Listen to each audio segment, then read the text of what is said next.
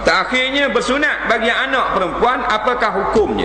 Baik, dia tanya sunat anak perempuan.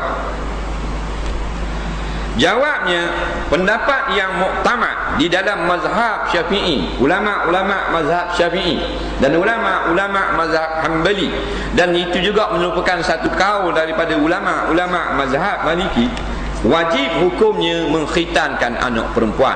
Barang siapa yang tidak mengkhitankan anak perempuan yang lahir, maka berdosalah penjaga bagi kanak-kanak tersebut.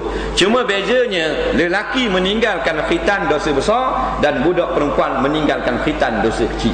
Dia beza situ. Dan inilah jawapan yang telah diberikan oleh ulama-ulama daripada dulu sampai sekarang. Nah, ulama yang moden pun kata macam tu. Umpamanya almarhum Syekh Ali Jadul Haq, bekas Syekhul Azhar yang lepas. Nampak? Dia telah jawab masalah ini dalam kitab dia Fatwa Syar'iyah. Kalau tak silap juzuk yang ketiga. Nampak? Seorang ulama yang terkenal, bekas Syekhul Al-Azhar. Dalam 7-8 tahun lepas. Dia telah meninggal dunia. Disebut dalam kitab jelas, iaitulah wajib atas anak perempuan dikhitankan. Pasal apa orang laki-laki kalau maknanya tinggal khitan berdosa besar?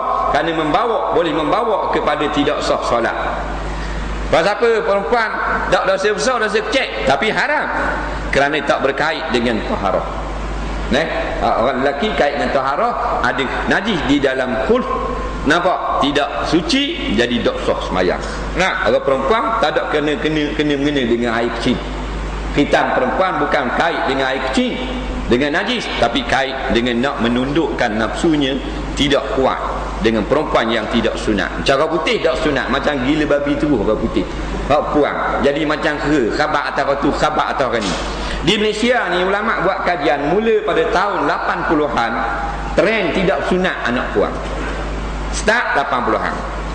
Dia tanya waktu tu dulu 50-an, 60-an sunat anak puang.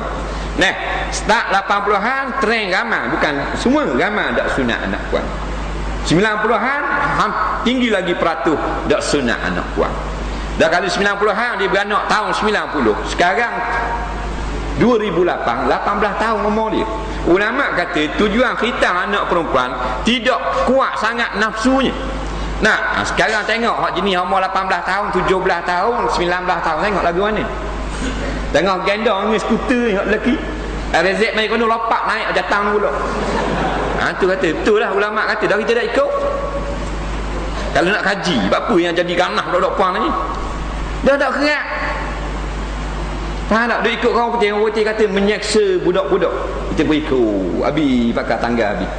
Dulu hak jenis cukup kepala botok, laki puang ni buang jambu saja. Buang sikit masa selawat tu, sallallahu ala Muhammad, ketek. Faham? Lepas tu ada sipang budak. Dah kan Nabi suruh cukur, wayuh laku rak sahu ke mana? Dan dicukur kepalanya sampai botok ada. Anak ustaz budak cukur. Tu kau sikit. Tak ada. Last kali Nabi kata, akhir sekali tinggal semayang. Lepas pada semayang tu tak ada. Zina depan masjid. Jadi imam nak pergi mengajar, kena lakoh kau awet tengah berzina. Tumpang lalu kat dia. Tengok zina atas tangga masjid. Akhir zaman bukan ni dekat-dekat tau. Khitang itu kok betul balik pegang balik sunnah Nabi sallallahu alaihi wasallam.